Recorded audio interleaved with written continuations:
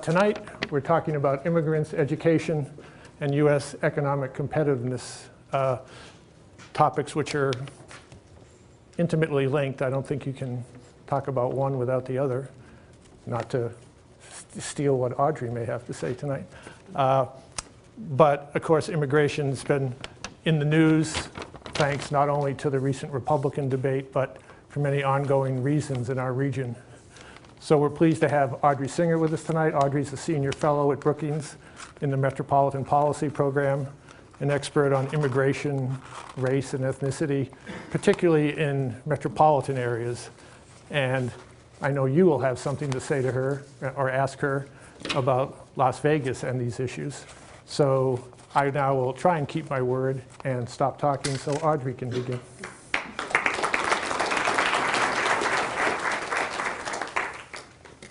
Thanks very much, Bill, and welcome everybody. I'm glad you could make it.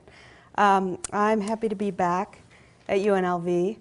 I can't remember how many times I've been here before, but I've been here 2 or 3 times before, and every time I come, I learn so much. It's so important for me to be in a place like this, to be on the ground talking to people and getting feedback and understanding local areas in a way that I can't sitting at my desk in Washington, D.C. So when I come, I have the opportunity to interact with students and faculty on campus, but I also tend to roam around the city and the metropolitan area and take in as much as I can with business leaders, with real estate people, with community leaders, and school and school district people, people who are actually working with the population that I'm studying. And so it's always a wonderful opportunity to come here. And today and yesterday, although it's a little windy today, the weather has been so nice. That's the cherry on top for me. So I just wanted to say a few words about how much I learn when I come here every time. So today I'm going to talk about my research on immigrants, their skill levels, their educational attainment, and their role in the U.S. economy. And first I want to place immigration into the bigger discussion and debates around U.S. immigration policy and trying to connect it with economic competitiveness. Congress last debated comprehensive immigration reform in 2007, and that's the last time they debated federal issues around immigration formally, and that happened 3 years in a row, and it failed. They failed to agree on how we should change our immigration policy. Since then, the U.S. has been going through the longest, deepest economic downturn in the post-war era, and we face huge questions about how to get back to economic growth and how to put more people back to work. And at the state and local level, leaders there have been dealing with shrinking budgets, decreasing revenues, and on top of all of this, the public, of course, has been experiencing growing anxiety about their own economic futures. So this is the backdrop now that we're talking about immigration following the highest immigration levels on record in the preceding several decades. So immigration is always a hot topic, but it's especially sizzling during economic hard times and during political campaign seasons, and we have both right now. We're in the middle of both. And so the public discussion around immigration lately has really focused on the issue of illegal immigration, the costs of immigrants to the U.S. and the U.S. economy. And it's diverting questions about how we can better change our immigration policies to meet our economic needs. And that's really one of the most important questions we have out there today. But having a rational and pragmatic discussion about this is difficult in these times with growing anxiety and when discussions are very superficial in terms of what's happening in the world of immigration. So this is a deep issue. I think that what's often lost in the discussion is how vital immigrants are to our labor force and the U.S. economy in general, at both the low and high skilled level and everything in between. We now have 40 million foreign-born people living in the U.S. They make up 13% of the U.S. population. They are nearly 1 in 6 workers in the U.S. labor force. While border enforcement and illegal immigration are a focal point, longer-term U.S. global competitiveness rests on the ability of immigrants and their children to thrive economically and contribute to the nation's productivity. So our long-term economic competitiveness is tied to major demographic transformations that are underway in America today. The majority of our growth in the labor force, in our future labor force, will come directly from immigrants and their children, and ensuring that the next generation of immigrants succeeds so that their children will be well prepared for the U.S. market, which is increasingly tied to the competitive globalized market, is one of the most pressing issues we face. So I'm not going to talk about the U.S. education system today, but I'm going to talk about education levels among immigrants and where they fit into the labor market and how that compares to what we know about the native-born population. But first, a little bit about U.S. immigration policy. So there is I think there's pretty much unanimous consensus out there that immigration policy should change, but there's little agreement on how it should change. Our U.S. immigration policy is horribly out of date. We haven't changed any major portions of our system in over 20 years. And in general, when you look at the history of major overhauls to U.S. immigration policy, it takes us about 20 years to make changes after big discussions. We haven't gotten there yet, and I don't think we will in the next stretch, let's just say. I don't know when. We have an admission system for permanent residents, the people who come here who receive green cards, that is, I'm not going to go into the details, but it's about 75% of the people that receive a green card on an annual basis are related to a family member here. About 15% are sponsored by an employer. But that number is a little deceptive because in that 15% there are the actual workers and then their family members. So it really looks like about 7% of all green card recipients on a given year come in through employment preferences, as they're called. And then we have about 10% of our incoming foreign-born persons who are getting green cards are coming in as refugees. And then there's a host of other temporary visas like H-1Bs that you've probably heard about, which are for high-skilled immigrants. I'll talk a little bit about that in a moment. So as I said, there's little agreement on how to change our immigration system, but there are a couple competing frameworks out there. There's the broad reform viewpoint, and this is also known as comprehensive immigration reform. This is an idea that we have to do numerous things simultaneously in order to get the system back into shape and to be able to manage the future flow of immigration to this country. So it includes border enforcement and security. It includes changing our admission system, both the permanent and the temporary admission system. It includes internal and worksite enforcement and having employers be responsible for who they hire in a way that they are not now, and a host of other things. It also includes a legalization program that would take those who are here without authorization to be here, to work here, and move them into a legal status. And so that perspective says those things will simultaneously work together to kind of make the system, to right the system, and then to be able to go forward in a way that is secure and safe and fair. There are other perspectives that are focused on more specific pieces of the reform process.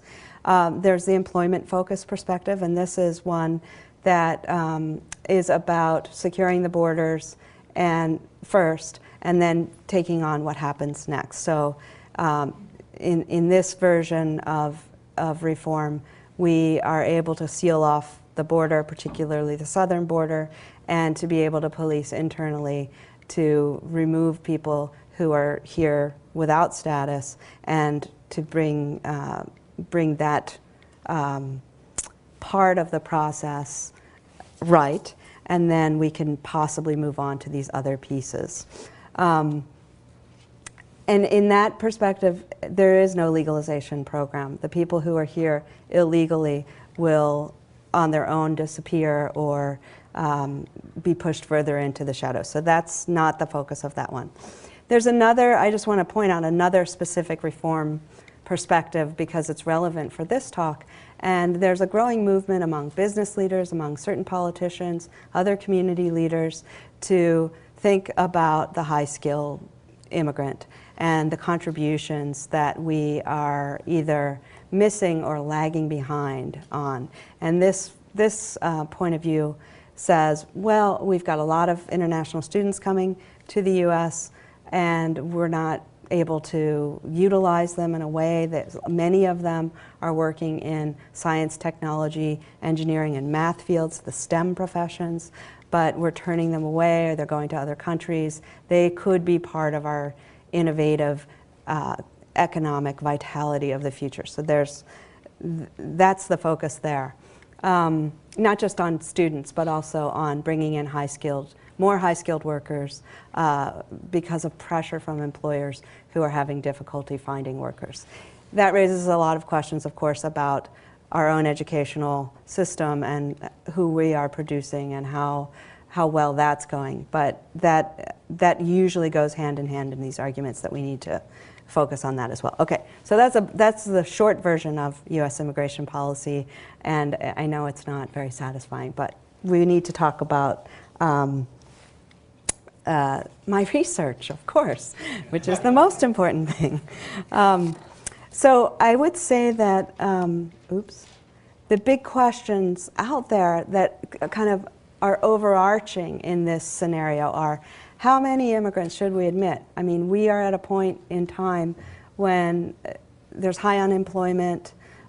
We can't take in the world's immigrants like we were doing over the past 10, 15 years at a rate that really exceeded anything we had ever seen before. How many should we admit? And what kind of immigrants should we prioritize? How many should be related to family members? How many should be related to industries where we have need, not just the high skilled that I mentioned, but also lower skilled immigrants, for example, agricultural workers. We rely heavily on immigrants for that industry sector. Who should we prioritize? And how do we modify our immigration policy? Again, this is the big question, to better meet our national and our local economic needs. Sorry, I keep going back to the beginning. So within this context, there have been several pretty seismic shifts as a backdrop that have influenced the political and the policy discussions around immigration. I talked about the economic changes that the downturn that we're in. We're coming out of a pretty bad recession. It's unevenly happening across areas in the U.S. But we've also seen major economic restructuring. We're moving towards a knowledge-based, technology-based structure in terms of new job creation in this country. So that's a big issue, and it affects different places in different ways across this country. In addition, during that process, we've seen, since the 1990s, the rise of new immigrant gateways across this country. There's a new geography of immigration that's related to the industries and the opportunities that have cropped up in different areas across the country. So in a place like Las Vegas, we saw very high rates of immigration throughout the 90s and into this decade before the collapse of the construction industry, housing market, and the recession that's hit this area and other areas in a particularly hard way. But before that, we saw, and I'm going to talk further about this, we saw many places across the country experience immigration in a big way for the first time, or for the first time in a long time in history. We've also seen, despite the fact that there has not been any major federal changes to the law, we have seen states and localities take action in a big way. And part of that has been a reaction to the lack of federal reform. And part of it has been pressure on local leaders to do something about immigration, in particular unauthorized immigration. And so there's pressure in local communities for elected officials and for other leaders to address this problem. And in some places, the solution has been to crack down on immigration, particularly in places where illegal immigration is perceived as the biggest part of the problem. In other places, we have seen laws that have cropped up that are supportive of immigrants, that tend to reach out to them and to try to move them into the mainstream with language programs, with programs in schools, with other kinds of programs that are more welcoming towards immigrants. So we've seen a lot of changes on the ground. And in my own work, I've been looking at not only settlement across metropolitan areas, but within metropolitan areas. And as of the last census data that came out in 2010, just a couple weeks ago, we were able to look at the whole decade of the 2000s for the first time. And there, in the data, we can plainly see that more immigrants live in the suburbs of the largest metropolitan areas than anywhere else in the country. 51% of all immigrants now live outside of central cities and in suburban areas in the 100 largest metropolitan areas. So that's a big shift. In 1980, more or less the same shares were in cities and suburbs, and that's changed over the last couple of decades. And so there's a lot of issues that suburban areas confront that are different from cities because of density, because of transportation issues, because of housing issues, and because of the lack of a history of immigration in many of these places. There is no infrastructure there that exists in more established and urban areas. Okay, so the big picture. I'm going to talk about a project that I did with Matthew Hall, who's now at University of Illinois in Chicago.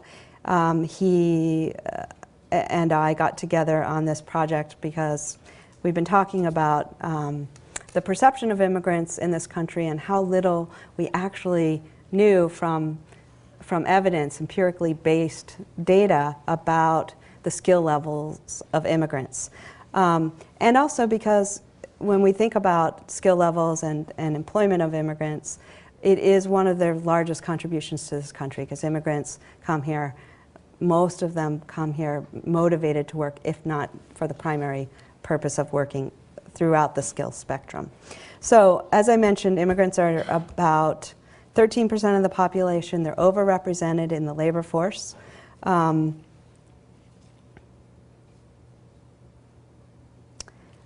about 16% of the labor force. Immigrants, and when I talk about immigrants, the data come from the American Community Survey and the Current Population Survey, both products from the Census Bureau that are done on an annual basis. The data, those data sets and questionnaires include a question on birthplace. So they ask everybody, where were they born? And so I'm identifying immigrants through this question on birthplace. And if you were born outside of the country, you're considered foreign born. So it includes everybody that fits that definition, but we can't specifically look at the legal status of any of those people except for those who have become naturalized U.S. citizens. So it includes legal permanent residents or green card holders, people here temporarily on work or student visas, but not tourist visas. It includes refugees and asylum seekers, and it includes those who are here in an unauthorized status to the extent that they are included in the survey. And of course, we have no way of knowing how many are missing, how many are there. We don't know that about anybody of any status in this country, even US citizens. So they're a big part, they're overrepresented in the labor force. Immigrants have slightly higher rates of labor force participation, but they have the same unemployment rates currently as the native-born workers. And there are several key sectors, big, broad sectors, and some smaller sectors in the US economy where we see foreign-born workers overrepresented. And in the among low-skilled sectors, it's in agriculture, in construction, in hospitality, and at the higher end, information technology, life sciences, and certain healthcare professions. Sorry, it's a new gadget for me. I've never used one like this before. So we were curious about where immigrants fell on a continuum of educational attainment. So we took all adult immigrants over the age of 25, and we separated them into 3 categories. High-skilled immigrants are those with a bachelor's degree or more. Low-skilled immigrants are immigrants who do not have a high school diploma, so they're lacking that basic credential. And everybody else in the middle are middle-skilled immigrants. We focus on high and low-skilled because that's where the policy debates are. So middle-skilled are immigrants with at least a high school diploma. They may have further training or an associate's degree or some other kind of technical training as well. So we looked at the data from 1994, which is the first year we have annual data available on immigrants and their educational attainment.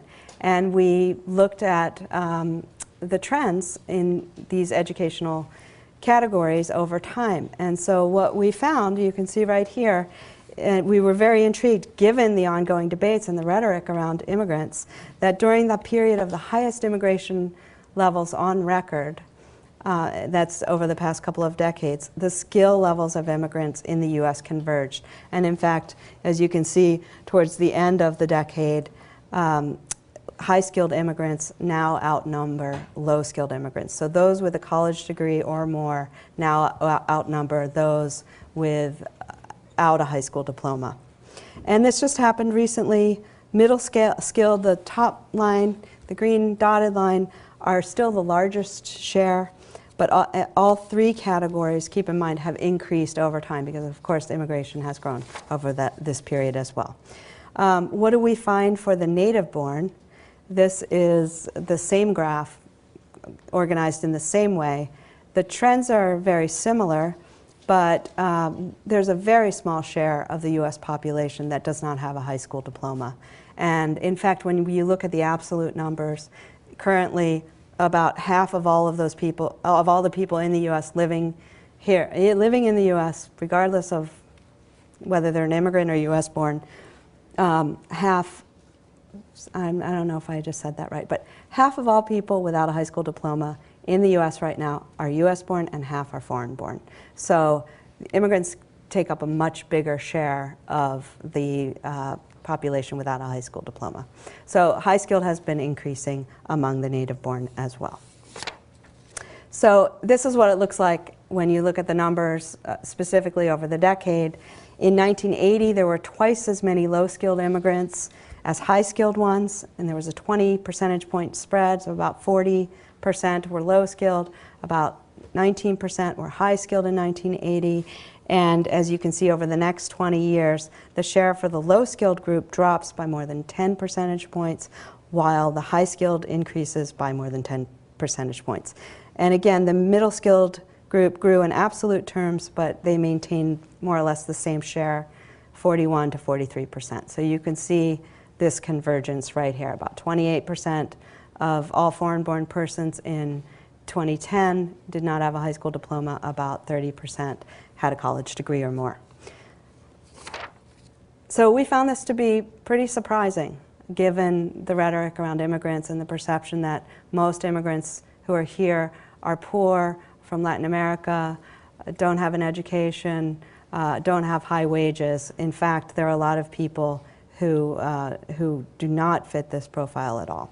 So one question is,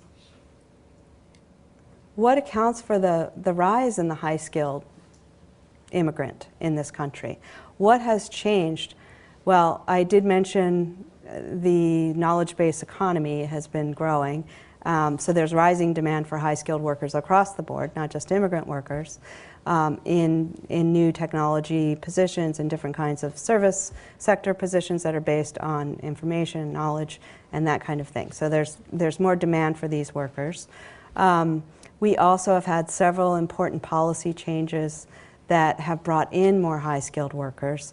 So so that's increased the supply of immigrants. The H-1B visa, which I mentioned earlier, the program started in the early 1990s and has admitted, for temporary purposes, tens of thousands of high-skilled immigrants since that period, and it's varied over time, and people can renew their visas for up to 6 years.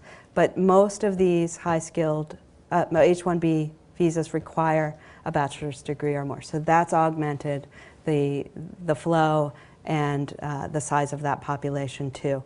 Also is the increase in the number of international students in the U.S. Currently there are about 700,000 international students studying in schools right now. And many of those students are able to stay on through marriage, through work. You know, life happens, especially when you're a young person in school. You fall in love, you find a job, you end up staying. So there are a lot of, these are some of the major contributing factors. Okay, so that was the national picture. When we look at the top 100 metropolitan areas, which is where 85% of all immigrants live in this country, we looked at the ratio of high to low skilled immigrants. And here we found that 44 metropolitan areas out of the top 100 we could designate as high-skilled destinations. And that's where more than 125 high-skilled immigrants were present for every 100 low-skilled immigrants.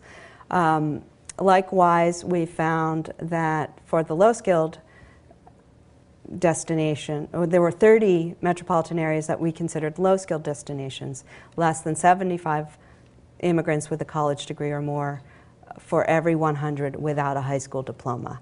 And then we found 26 that more or less had balanced populations based on their educational attainment. So that's kind of the big picture. One question we had then was, how do we explain the perceptions? How do we understand where people are coming from when they are thinking about new immigrants and skill levels and what's happening on the ground? So we looked at the 100 largest metropolitan areas, and we grouped them by the rate of growth of immigrants during the 2000s, so during the last decade. And here we found that in some of the fastest growing places, you see the highest number, the highest share of the immigrant population has no high school education. So look at the third quartile, the third bar, 37% of all immigrants in the second fastest growing group of metropolitan areas, which are actually bigger than the fourth quartile. 37% of immigrants in those metropolitan areas didn't have a high school diploma. So the perception on the ground there was that there were more, and it is true in those places. So when you look at places like where there have been hot spots in terms of policy making and conflict, there are larger shares of low-skilled immigrants, and that has been skewing the perceptions nationwide in terms of the media picking up on this, in terms of people's perceptions more generally. Low-skilled do dominate those flows. But what we've found in our research, other than this, and I've done research in lots of different localities, one of the key factors about immigration and the perception of the damage that immigrants are doing to local economies or local neighborhoods has to do with the pace of change, not so much the size. So the faster the place is growing, the quicker people tend to react. And so it could be a very small immigrant population on the ground. So it's not that these places are being overwhelmed necessarily, but it's happening very quickly, and on the ground it feels like things are happening overnight. And the issues there are very real. And I think local leaders in those places have to deal with a lot of issues around fast growth of immigrants, particularly if they are low skilled and poor. Okay, so beyond the looking at the kind of the big picture stuff, we looked at each of the top 100 metropolitan areas. I'm going to show you a map of how that looks nationally. The upward-facing blue triangles are high-skilled destinations. The downward-facing red triangles are low-skilled destinations. And the green have a balanced ratio of immigrant skill levels. So you can see in terms of low skilled, the red triangles, largely in the Southwest. These are metropolitan areas that are heavily dominated by Mexican immigrants. Mexican immigrants are low skilled. Their education levels largely reflect educational standards in Mexico, which are lower than this country. And so you can see in the border states, California, Texas, Arizona, New Mexico, Nevada, with Las Vegas as well. These are places that are dominated by low-skilled immigrants. But you also see a few sprinkled around in other places. The blue, the high-skilled destinations, are largely coastal, many on the East Coast, but also in the older industrial metros in the Great Lakes. And the balanced tend to be in eastern and southern states. They include a lot of the new destinations, surprisingly, like Atlanta, Charlotte, Nashville, and also many in the Midwest, like Chicago and a few other places. But I'm going to take you through a series of maps next, which will take this apart, and we can look at each of 8 kinds of immigrant gateways that comes out of a large body of research that I've been working on for a decade or so. And I've developed a typology of immigrant gateways that takes into account the history of settlement in local areas and how that's changed over time. And it encompasses the entire 20th century, and it's coming right at you in a series of 8 maps. So bear with me. It's kind of fun, actually, to look at them. The first set of immigrant gateways I call the former immigrant gateways. And the first thing to notice is that together they have a median skill ratio of 166. 166 high-skilled immigrants for every 100 low-skilled immigrants. So these are immigrant gateways of yesteryear. These are places like Cleveland and Detroit and Buffalo that had big industrial centers during the Industrial Revolution, attracted immigrants in huge numbers at that time, but became largely native-born, especially as those industries went away in those areas. So most of these places, Providence is the exception, are high-skilled, and Milwaukee is balanced, but these are places with small immigrant populations, very slow-growing immigrant populations, and largely high-skilled, fitting into certain kinds of industries in these places, like healthcare, technology, and education that draws high-skilled specialty occupation immigrants. I will note one thing. Pittsburgh has the highest skill ratio of any metropolitan area in the country, in the top 100. It's over 300, it's about 330. So 330 BA or more to every 100 without a high school diploma. Many of these places are developing campaigns to draw immigrants in at this moment. They see Immigrants as a source of economic development, of innovation, of replenishment and rejuvenation. There are campaigns going on, active campaigns going on in many of these places to bring in immigrants, which is contrary to what we usually think about what is happening in major places across the country. I have two kinds of continuous immigrant gateways. These are the major continuous immigrant gateways, and I will show you the minor ones in a second. These are places that are relatively high skilled. Median skill ratio is 129. There are 4 major continuous gateways. So these are places throughout the 20th century and continuing to this day have always gotten more than their fair share of immigrants. San Francisco, Chicago, Boston, New York, long settlement history, established immigrant infrastructure there on the ground, continue to get lots of immigrants from all over the place, and also have some high-skilled sectors that are bringing immigrants in, particularly in technology in San Francisco and Boston, finance in Chicago and New York. The minor continuous gateways look a little bit different. In particular, their skill ratio is much lower, and as a group, this is the lowest median skill ratio across each of the categories in the typology. These are places that either are in southwestern border states that have had a long history of Mexican settlement over a long period of time, but not huge numbers of immigrants over that period of time.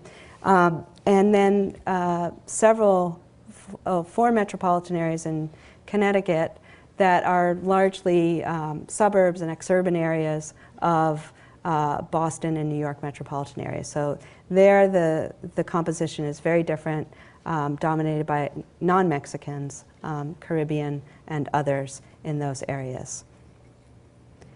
Post-World War II immigrant gateways, these are some of the largest places in terms of the number of foreign born in these places. They tend to have low skill ratios individually and collectively. The median skill ratio is 62. 3 of them are in California, Los Angeles and its neighbors, Riverside, San Bernardino, and San Diego. Dallas and Houston in Texas are in this category. Miami. These places all have huge numbers of immigrants. And Washington really stands out as the different egg, the odd egg in this category, because it has a skill ratio of 189, and it really stands out. It's a very diverse population. There's a lot of industry there that supports the federal government. There are international agencies there that draw high-skilled immigrants. So it's a different-looking population, and one I know very well from living there. The emerging immigrant gateways are very fast-growing areas in terms of their immigrant population, and this is all sort of pre-recession talk. There were also places that attracted migrants, domestic migrants, US-born people, in huge numbers. You all live in one of them, Las Vegas. Phoenix was another one. Austin, Texas, Atlanta, Orlando. These places had some of the fastest rates of immigrant growth in the 1990s and in the 2000s as well. And these were places that had job creation and housing booms. And in some of these places, immigrants literally built the cities and the suburbs in terms of the housing and other buildings. So these are places that tended to attract lower skilled immigrants in those sectors, and that are now experiencing, some of them in the Mountain West are experiencing an outflow of immigrants, like Phoenix. Las Vegas is still growing. There's also a set of gateways, the re-emerging immigrant gateways. So these are places that looked a lot like the continuous gateways, with drawing large numbers of immigrants in the early part of the 20th century, but then became largely native-born until something happened in the 1990s, when things started to pick up in those places. Part of it was driven by refugee resettlement in places like Seattle and Portland and Sacramento and the Twin Cities. And part of it has just been sort of a delayed reaction in terms of receiving immigrants and attracting immigrants. They tend to have relatively high skilled immigrants. Denver's the only low skilled one. They have a median skill ratio of 125, and it's a very diverse set of areas, mostly coastal but not exclusively. The pre-emerging immigrant gateways. These are places that really didn't hit the immigration radar till very late in the game. Included in are mostly southeastern metropolitan areas, including 3 in North Carolina, Nashville in Tennessee, a couple in Florida, but also Salt Lake City in the Mountain West. Low skill ratio of 82, very, very fast growing immigrant populations also being drawn by housing booms largely in these places. Very interesting set, smaller, much smaller immigrant populations. That's why they're designated as pre-emerging. And the last category is the rest of the metropolitan areas that I haven't mentioned. There's about 50 of them. These we've decided to call them low immigration metros because they don't receive a lot of immigrants, and they haven't received a lot of immigrants in recent decades. They have a median skill ratio of 127. So where immigration is slow and slow growing, skill ratios tend to be higher. So that's the gateways typology by skill type. The implications on the ground are important. So first, the places that are growing fast are receiving immigrants of different skill levels, but many of them are receiving low-skilled immigrants, and that has some associations that go with it. Other places that are continuing immigrant gateways tend to have slower growth but still get very high numbers of immigrants. And so the responses to immigrants on the ground in these places are very different. But this gives you a sense of what's happening across the country beyond the big picture, beyond the idea that, you know, we have one solid group of immigrants in this country. A quick note, because I know we don't have too much time. We looked at the characteristics of low-skilled and high-skilled immigrants and how they differed by gateway types, but just overall, you won't be surprised by the findings. The low-skilled immigrants are much more likely to be from Mexico and have lower English proficiency. High-skilled immigrants are much more likely to be naturalized U.S. citizens. We also looked at immigrant workers, both low and high-skilled, and compared them to their U.S.-born counterparts. And this is where things get really interesting.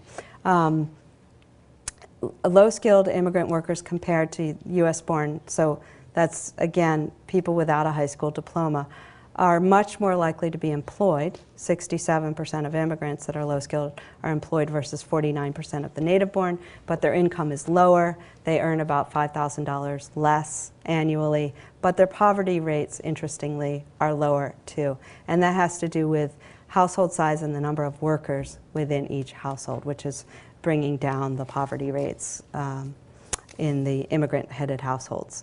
Among high-skilled immigrant workers, they are somewhat less likely to be employed than their native-born counterparts, but it's not dramatic as it was among the low-skilled. Their income is lower. They earn about $8,100 less than their U.S.-born counterparts. Poverty rates are very low for high-skilled people across the board.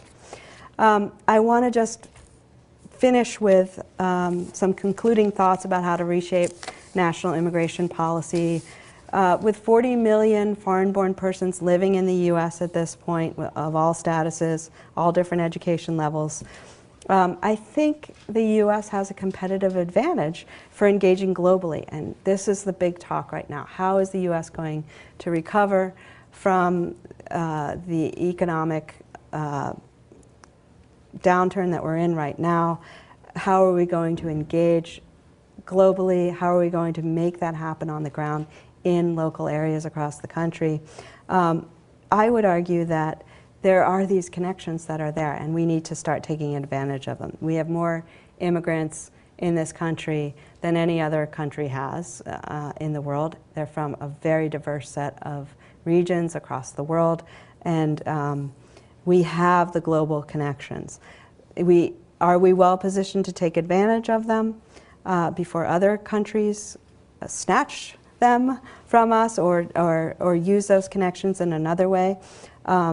Other countries have changed their policies to attract immigrants because they see the economic advantage, they see the competition globally as working in their favor. If they have immigrants are younger, they tend to be working, they tend to have this energy that comes with them. And finally, I just want to say something about the Children of Immigrants. Children of Immigrants, by far, this is the key to our future. When you look at, I didn't get into the demography of the youth population, but it's very, very striking when you look at how diverse the youth population, the child population is right now. And the implications for that are important. So we've got 17 million, or almost 1/4 of all kids under the age of 18 are children of immigrants. And that's something that is very striking, not just in terms of linguistic or cultural or ethnic diversity, but in terms of what it's going to take to prepare this group to meet the needs of our future labor force. So we have a demographic dividend. We're not shrinking like our counterparts in Europe and other places around the world. And this kind of vibrant growth should not be squandered. So our mission really is to make sure, I think, that this next generation, both immigrants and the native born, are prepared to take on our economic and our labor force needs in a way that gets us back on track and back into an economic position where we'd like to be. So I'll end there and take your questions.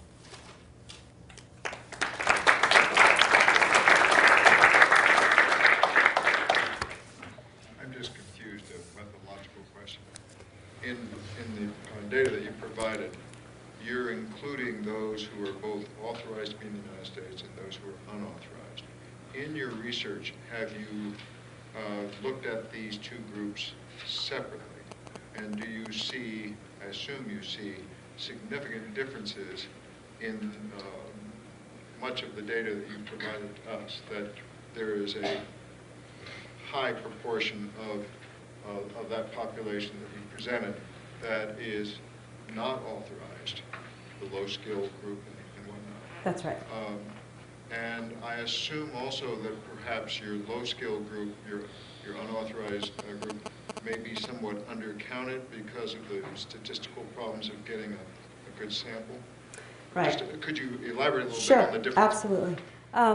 So it's impossible for us to identify the unauthorized in these data. These are, though, the most comprehensive data that we have on the foreign-born in the U.S., and we get the full range of characteristics of immigrants when we look at this data source, the American Community Survey.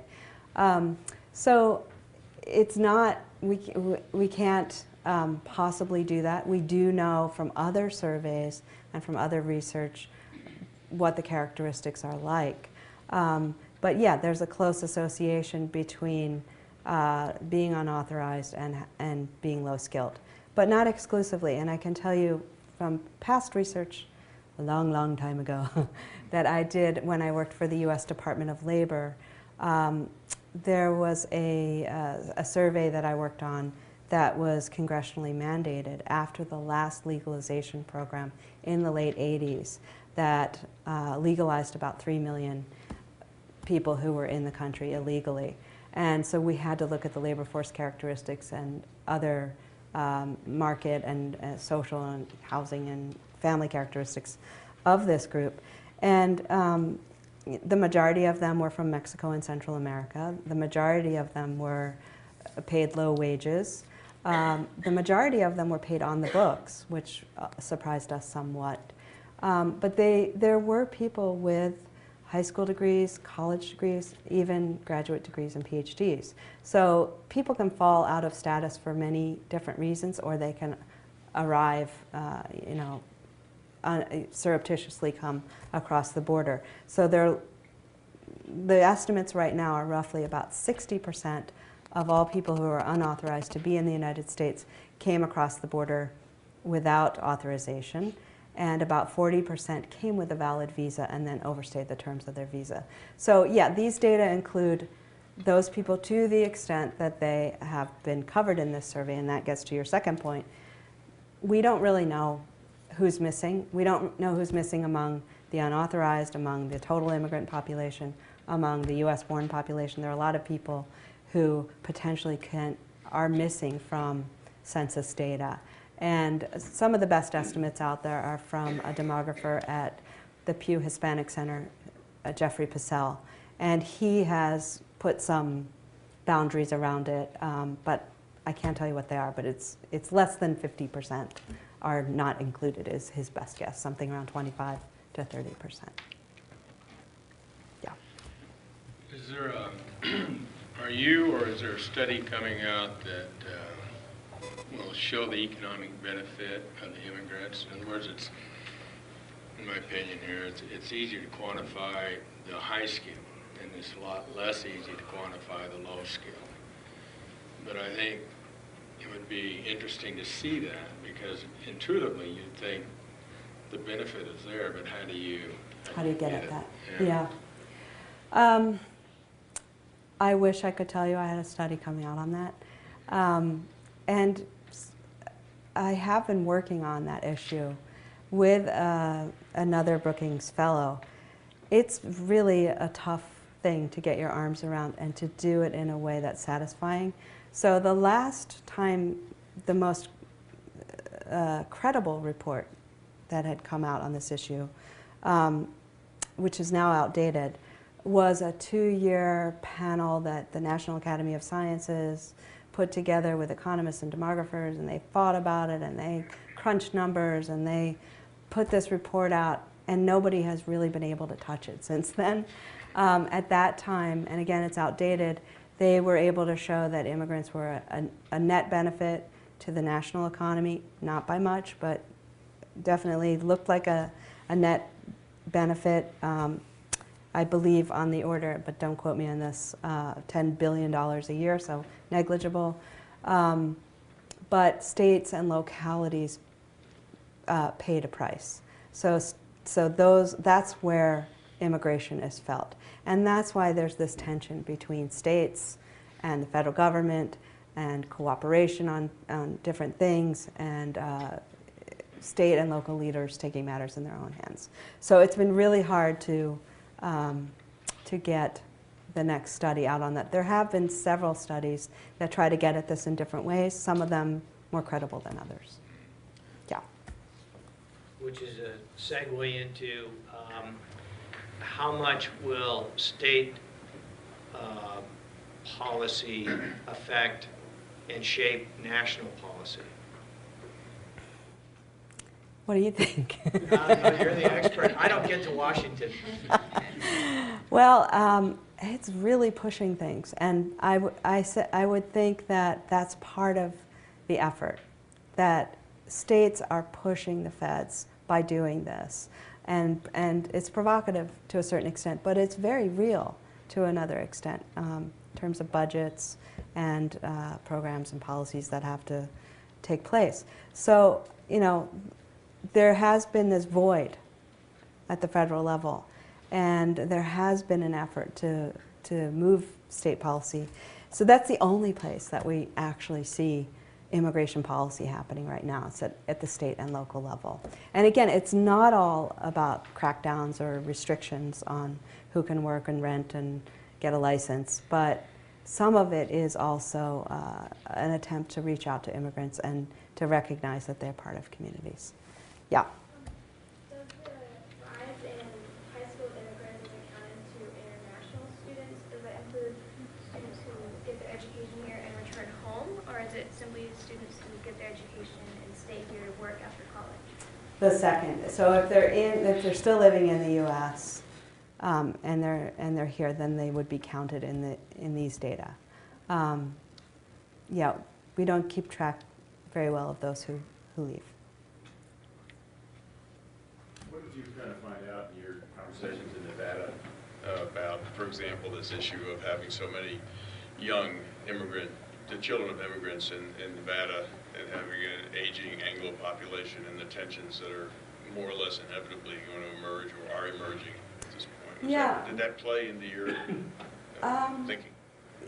It's something I do think about, but my colleague Bill Fry, who has been here a couple of times, has done a lot of work on what he calls the culture gap, and that is older and aging white population having competing demands and priorities for using state and local money, competing with a more diverse young and youth population. So it does set up a tension, and this state has a lot of budget issues that it's dealing with already, and one thing that has come up is that as immigration has slowed, some institutions are trying their best to catch up. So, somebody here probably knows the statistics of like how often a school was built in the last couple of decades in this region and other things like that. But things were happening so fast, I think it was very hard for some institutions to keep up. Yeah. When you discussed policy, you said that the evolving policy would put emphasis on employers to make sure that compliance was done. That happened in '86 too with the I-9.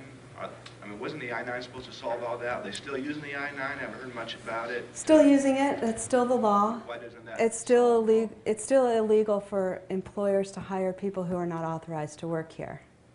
It has not been. The wheel or what? I would say that has minimally been enforced since the '86 law was implemented. So no one checks it. Exactly. And that's why states are doing their own policy around that particular issue. But States can't check I-9. It's only a federal function. no, but states can make their own laws, and they have, that says it's illegal for you to hire somebody who's not authorized to work here. So it's sort of like Not the I-9. They can't audit an employer and say, where's your I-9? It's only the federal can do that. Is that correct? I'm not sure about that. Two questions, one there and one there. First here. I'm glad he asked that. What effect do you think would have the kind of initiatives on the state and local level regarding immigration would have on the governmental system as a whole? After all, immigration is supposed to be a federal question. That's a good question. Yeah, I mean, this is what is the big question right now. Are we going to approach some kind of federalist system of immigration policy enforcement and other policy making, or are we going to actually decide that it is the federal government responsibility with interactions at the state and local level? I mean, it seems like we're not going to get any kind of federal reform before the next election, obviously. Possibly not after the next election. I mean, it was promised in this last round. So it's up for grabs. And back there. I was wondering if you looked at where immigrants are going based on their skill level in comparison to the job creations that are going on in that state. Like, is it the labor market that's demanding a certain kind of immigrant to come to their city? Right. I haven't looked at that myself, but other people are looking at that issue. Where are the jobs, both in terms of geographic location and in terms of industry and skill level? But one of the big questions is, are places drawing native-born and foreign-born workers of the same skill levels, or are they substituting for each other? Is there competition? These are big economic questions, and I don't have the answers. Sorry. Is there a last question? Would anybody like the honor? Don't let me end on, I'm sorry, I don't know the answer to that question. Come on. Was there a hand? I thought I saw a hand up. Nobody wants? the last question? Well, then I'll ask the last question. How about that? You mentioned that it's 13% of the country is immigrant, Audrey, and with the current downturn, that number for the next, if you had to project out, is that going to increase, decrease? Big question. Well, what we've seen over the last decade is sort of a roller coaster ride in terms of levels of immigrant entry. So it has not been a steady increase, even though between 2000 and 2010, about 9 million new immigrants, a net number, were added to the U.S. population. The 90s, it was about 11 million, so it's down. But it seems like the first half of the decade, or at least the period preceding the Great Recession, there was a little one in the early part of the decade, that immigration levels were still at the same level that we saw in the 90s. And then the recession hit and immigration came to a standstill, not just in the US, but worldwide. So people pretty much stopped coming to the US. And as unemployment rates went up, particularly in certain sectors, we saw some people going home, particularly very new unauthorized immigrants. They were leaving the country. And so we didn't see much growth, but now it seems to be growing again, which some would say is a sign of a promising sign in terms of, an economic turnaround, and others would say this is not a good time to have more immigrants. So I'll leave you with that thought. Great. In closing, let's thank Audrey. Let me thank you all for coming. Hope we see you on the 15th of November. As always with our Brookings Talks, as you consider your own views on the topic, as you choose to participate in this issue, I hope we've given you some facts and information upon which to do that. Thanks.